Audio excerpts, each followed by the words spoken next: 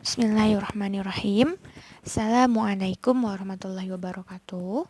Bertemu lagi dengan saya Robiah, tutor kimia Anda.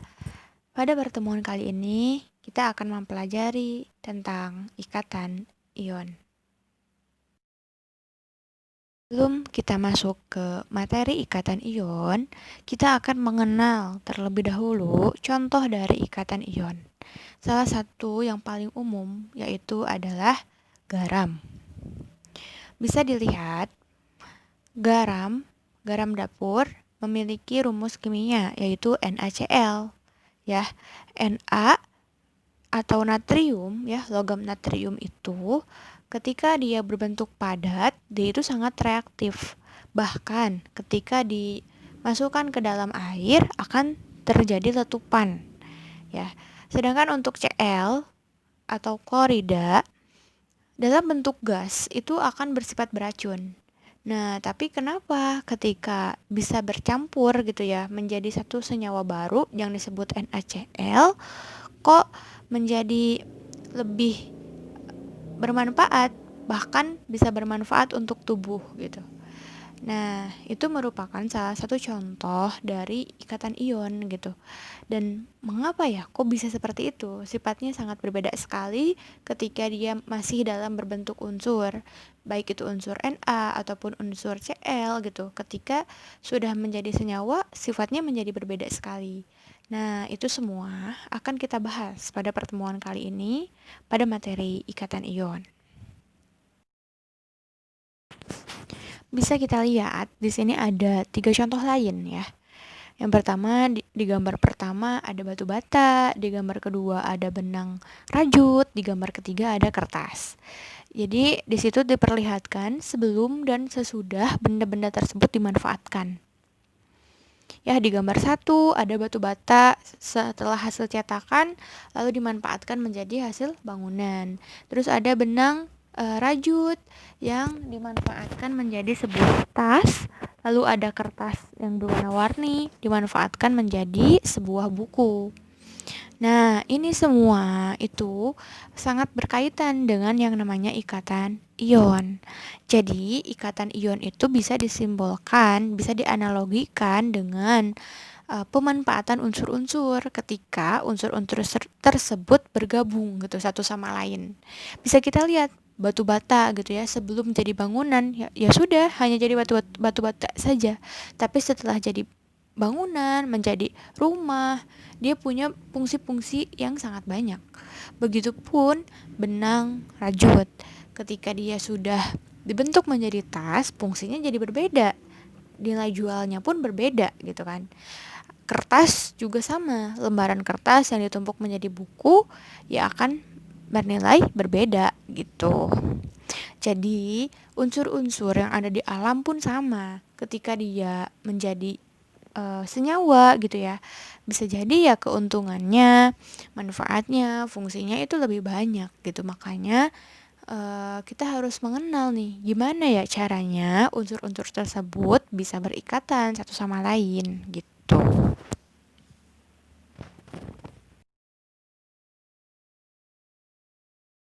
Langsung saja ke materi intinya. Kita akan mengenal ya proses pembentukan ikatan ion itu seperti apa. Nah, salah satu contoh yang dapat diambil yaitu pembentukan senyawa ion NaCl. Di sini ada atom Na. Ya, atom Na itu memiliki 11 atom. Maka digambarkan ya secara Niels-Bohr. Ada 2 di kulit pertama, ada 8 di kulit kedua, dan di kulit ketiga ada 1. Nah, dalam proses menjadi ikatan ion, ya, dia itu harus berubah dulu menjadi ion. Ya, ini kan sudah dijelaskan ya di pertemuan minggu kemarin. Nah, ketika dia ingin menjadi ion, maka harus dilihat gitu ya, sesuai dengan aturan oktet dan duplet yang ada. 2. Kalau dilihat dari susunannya, Na ini punya konfigurasi 2, 8, 1.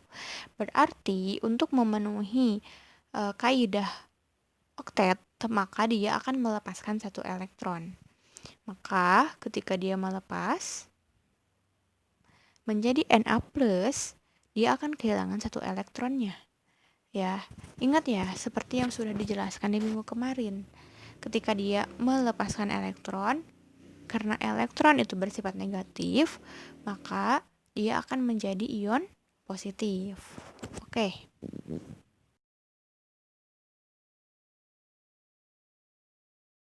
Nah, lalu apa yang terjadi dengan unsur Cl? Nah, jadi seperti yang telah dijelaskan di minggu kemarin, bahwa tiap unsur itu ingin seperti gas mulia.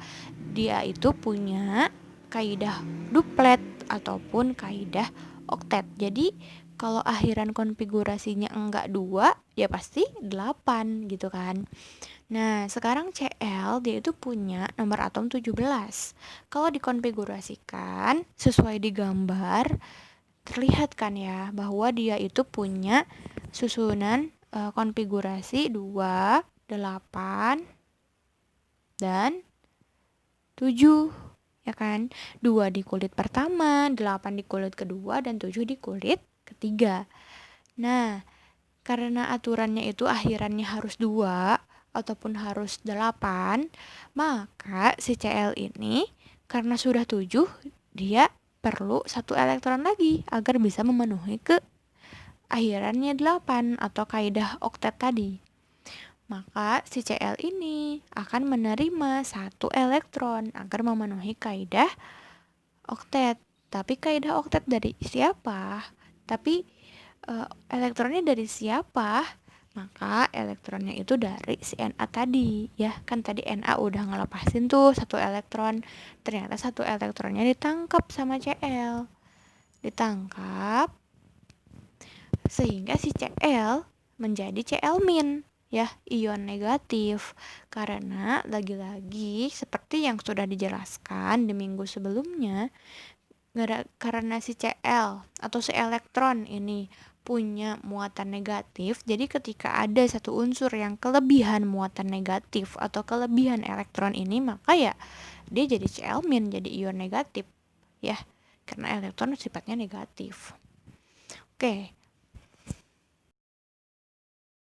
Jadi gimana sih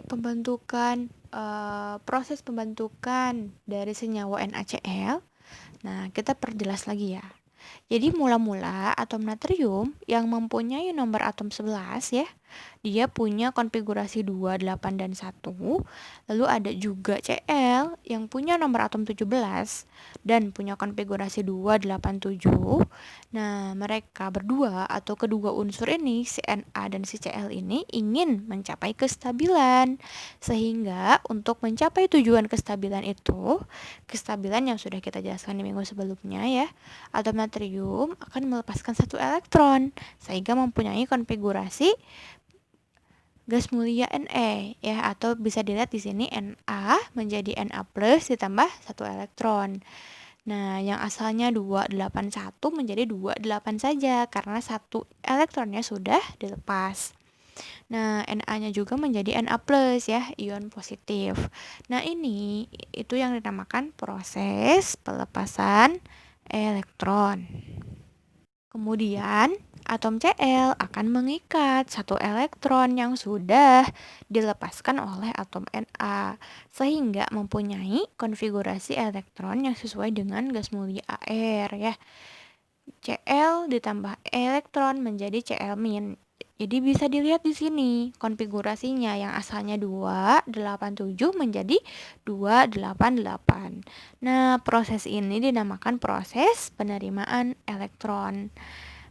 Maka terjadi tarik menarik, ya, antara ion Na+ dan juga ion Cl-.